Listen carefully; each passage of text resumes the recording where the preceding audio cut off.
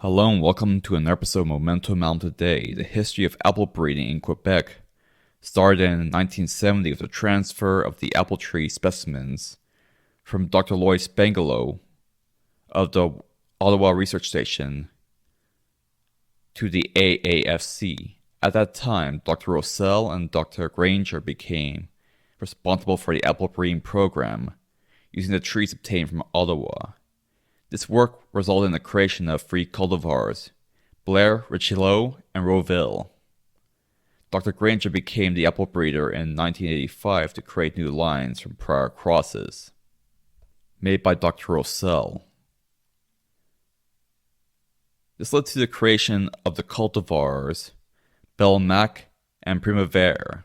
In 1995, all the genetic material was transferred to Dr.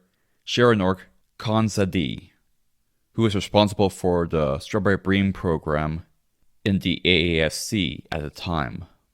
The program then shifted to the creation of disease-resistant cultivars suitable to both commercial and garden environments.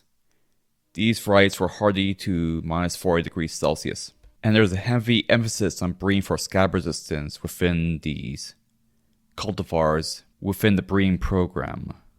The study found that paraquat resistance in these horseweed populations is polygenic, meaning that multiple genes contribute to this trait rather than a single dominant resistance mechanism. There was also found to be transgressive segregation. This is where the hybrid progeny between 2 distinct populations have traits that go beyond the potency of the parental lines.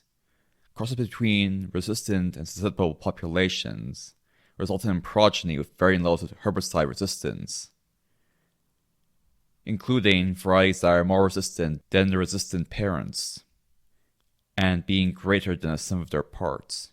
Hybrids between resistant populations, however, did not produce transgressive segregation.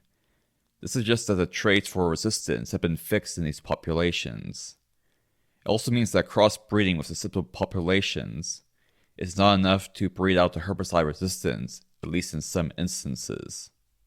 For the cultivars selected for trial for a more homestead or garden style environment, their parentage was not listed.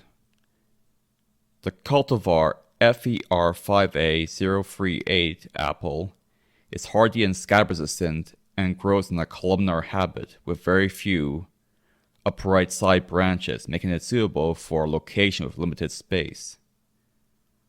The experimental line 13279 is scab resistant and produces very large fruit that are aromatic and very sweet. It requires little if any sugar when used as a cooking apple. The crab apples PGO10, PGO11, PGO12, and PGO14 are hardy and disease-resistant crabapple lines that produce ornamental foliage and fruit. And that about covers everything for this episode. Thank you for watching. If you want to donate to my channel, the links are below. If you want to buy my book, you can also find that link in the description box below.